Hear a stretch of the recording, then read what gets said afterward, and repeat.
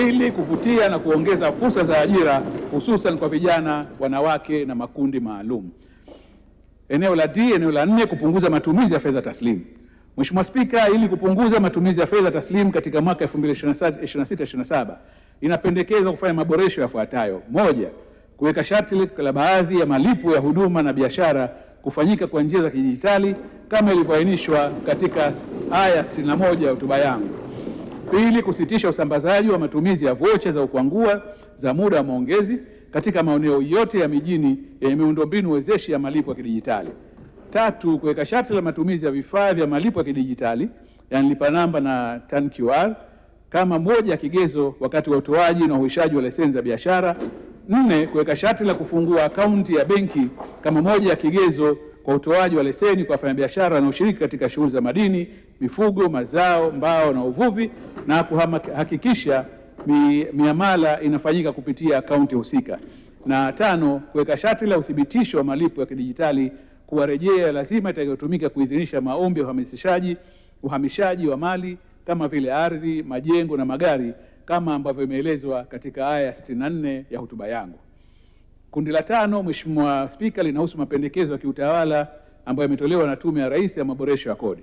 Mheshimiwa Spika, pamoja na mapendekezo ya maboresho ya sheria mbalimbali zikiwemo kodi yaliyotolewa na Tume ya Rais ya maboresho ya mfumo wa kodi, serikali pia imezingatia mapendekezo ya kiutawala yaliyotolewa na tume hiyo. Katika mwaka 2026/27 serikali itatekeleza baadhi ya mapendekezo hayo kama ifuatavyo: kwanza, Mamlaka ya Mapato Tanzania kuimarisha matumizi ya mifumo ya tehama, akili unde, data kubwa yani big data na teknolojia ya blockchain ili kupunguza gharama za kiutawala, kuongeza ufanisi, kuhakikisha usalama na uwazi wa takwimu na kuboresha huduma kwa walipa kodi kupitia teknolojia za kisasa.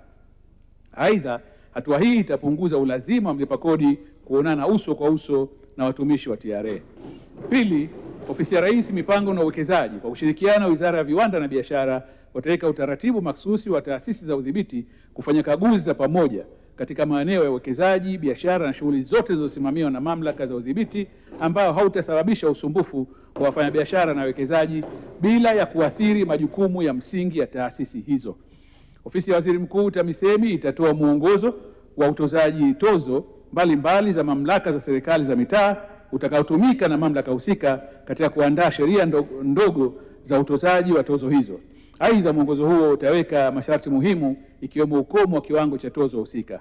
4, Ofisi ya Waziri Mkuu TAMISEMI kwa kushirikiana na Mamlaka ya Mapato TRA zitakamilisha ufungamanishaji wa mifumo ikiwemo mfumo wa tausi na mfumo wa kodi wa ndani yani IDRAS ili ibadilishane taarifa moja kwa moja zikiwemo taarifa za leseni za biashara na cheti cha uthibitisho wa ulipaji kodi. Aidha, serikali itaondoa sharti la mfanyabiashara kupatia cheti cha uthibitisho mlipa kodi kwenye mfumo wa tausi wakati wa kufanya maombi ya leseni za biashara, bali kitavutwa moja kwa moja kutoka kwenye mfumo wa TRA. 5, Ofisi ya Waziri Mkuu TAMISEMI kwa kushirikiana na TRA watakamilisha ujenzi wa moduli mahususi kwenye mfumo wa tausi kwa ajili ya usajili, utambuzi na malipo ya kodi ili kuwezesha ukusanyaji wa kodi na tozo kulingana na matumizi ya jengo husika.